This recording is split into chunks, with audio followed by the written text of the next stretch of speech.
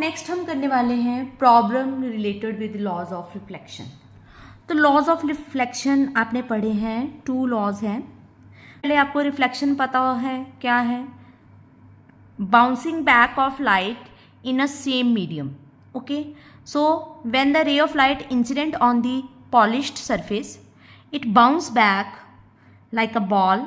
ठीक है, जैसे बॉल को हम नीचे की तरफ थ्रो करते हैं तो वो बाउंस बैक होती है। ठीक है, लाइक दिस, ये हो जाती है बाउंस बैक। यहाँ से जिस पॉइंट पर वो इंसिडेंट होती है उसको बोला जाता है पॉइंट ऑफ इंसिडेंट, वहाँ से ड्रॉ किया जाता है नॉर्मल, और यहाँ पर एंगल बनता है एंगल ऑफ इंसिडेंट, और यहाँ पर एंगल बनता है एंगल ऑफ रिफ्रैक्शन। तो लॉज ऑफ रिफ्लेक्शन का फर्स्ट लॉ है, means incident ray, reflected ray and normal lie all lie in same plane. तीनों जो हैं सेम ही प्लेन में लाई करती है। एंड सेकेंड जो प्रॉपर्टी है that is angle of incidence that is equals to angle of refraction. तो इस पर बेस जो है वो हमें कई बार एग्जाम में, सीबीएसई एग्जाम में क्वेश्चन मिल जाता है। तो उसकी एक एग्जाम्पल लेके करेंगे। क्वेश्चन है कि रे ऑफ लाइट जो है वो इंसिडेंट हो रही है। सबसे पहले हम देखेंगे कि ये कौन सा मिरर है।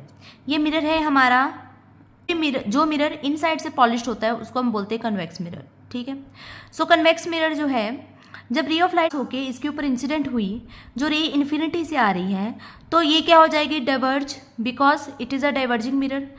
तो यहाँ पर नॉर्मल जो होगा वो हमने ड्रॉ कर दिया, ठीक है, सेंटर में।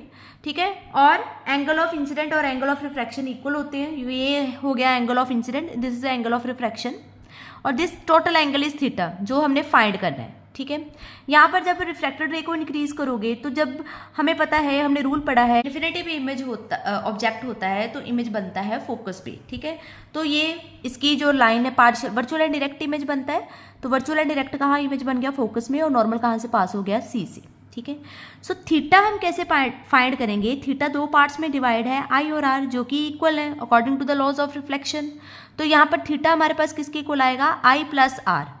तो आई हम कैसे रीड करेंगे, एम ओ से दिस पॉइंट इज एल, तो हम ले लें इसको M O L, this is angle of incidence, means M O L is a angle of incidence, plus N O L that is angle of reflection. ठीक है, इन दोनों का सम जो है वो आपके पास थीटा आएगा। तो फर्स्ट कंडीशन क्या है कि हमने आई और आर फाइंड करना है।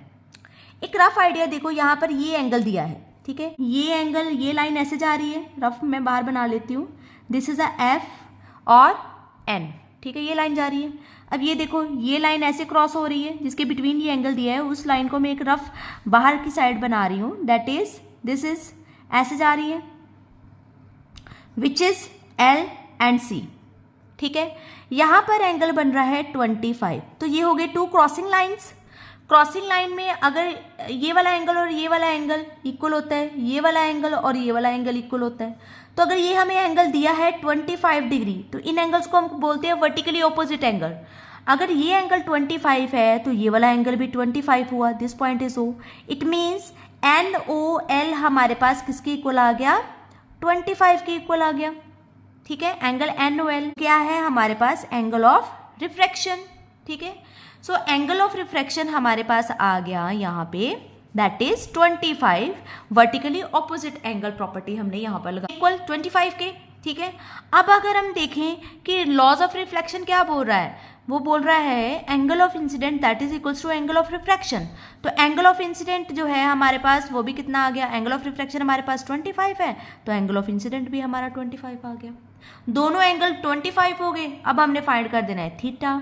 Theta is equals to I plus R, I भी 25 है और आर भी हमारे पास 25 डिग्री है। ठीक है, डिग्री में हम लेते हैं एंगल को, ये है। ठीक है, तो ये हमारे पास आ गया 50 डिग्री। सो थीटा की वैल्यू आ गई हमारे पास 50 डिग्री। तो कई बार जो है डायग्राम दी हो और क्वेश्चन सॉल्व करने के लिए बोला हो, ठीक है, तो थैंक यू।